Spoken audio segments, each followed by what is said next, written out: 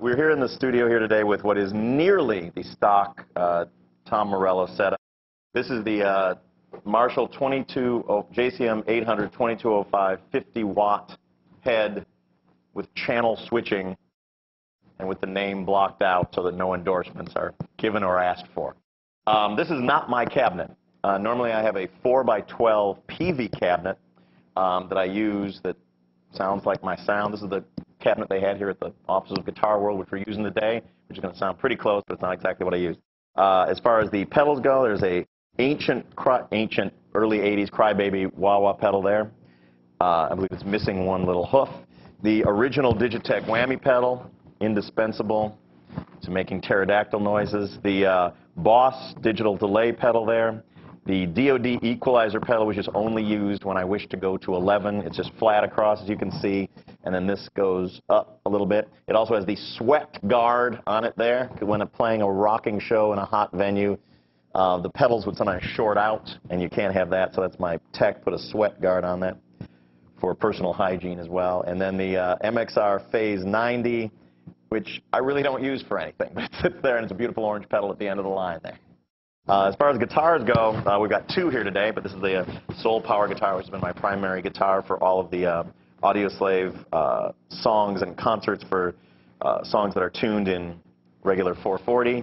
And for the drop D portion of our demonstrations today, we've got the new Gibson Les Paul that I've been using on the latest record, Revelations.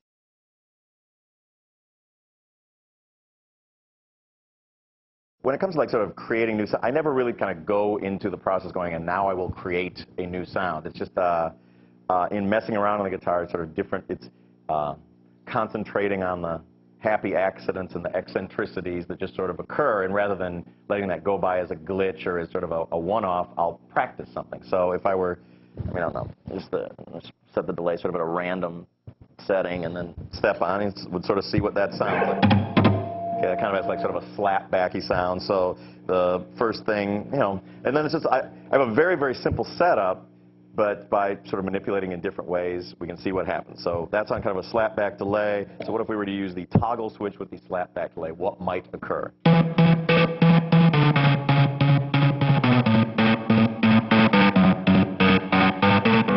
That's sort of an interesting whatever. Then we might see what happens if we click on a little wah with that.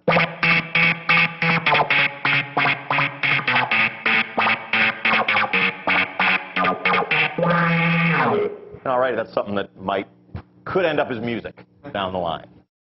When I started using the toggle switch as a picking technique, it was on a guitar that had two volume knobs. One of them turned to 10, the other turned to 0, and by flicking between the two pickups, that caused the on-off switch. This one, this guitar was not designed with two volume knobs or a toggle switch, so I had this one put on. But it can work on any guitar that has two pickups and a volume knob for each pickup. So. Right.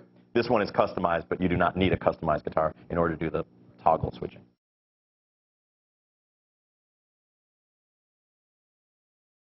The whammy pedal for me was a great invention because I never had the patience. Like when you get your original record deal, you get a couple of $1,000s to spend on gear. So everyone runs down to Guitar Center and buys boxes of stuff that blink. Well, of course, I did that too, and then I didn't have the patience to read any of the manuals and plug them in, and they drained all the sound out. It just sounded kind of crappy. So when I heard that there was a harmonizer in a stomp box, I thought, well, I got to get me one of those. It was right around the time of the beginnings of Rage Against the Machine, where I was basically designated to be the band's DJ.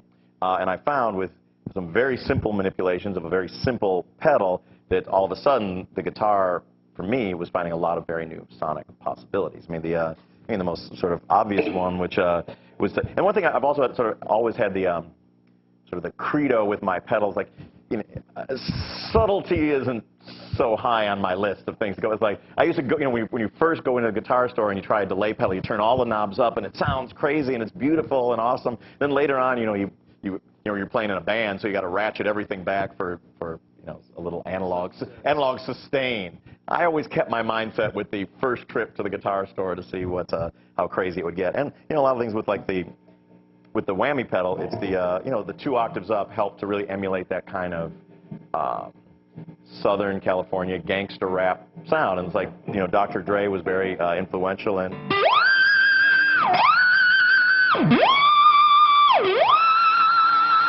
There's like 4 notes like that with a hip-hop groove underneath it, all of a sudden, you know, changed the way that I looked at music. And I started studying very much more DJs rather than guitar players and trying to emulate those sounds.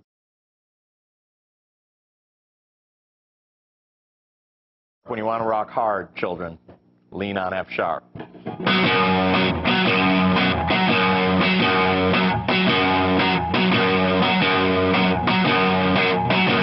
Just octaves on F sharp that just bounce the field. And then a little riff that goes.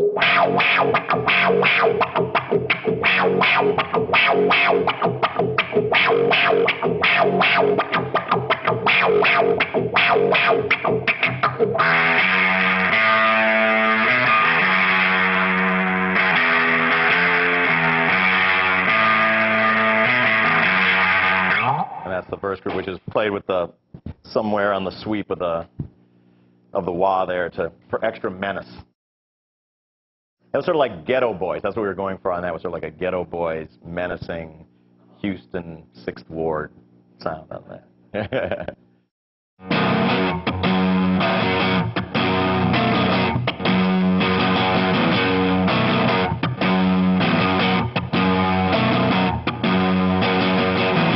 It leans on the octaves a lot, but then adds in the sort of the dissonant notes. On the first chord, I'm just playing those 2 notes and muting the ones in between into the octave.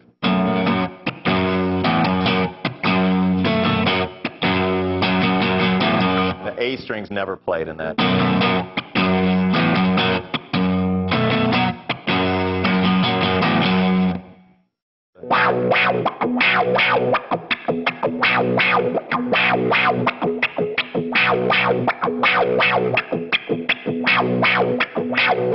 Bulls on parade.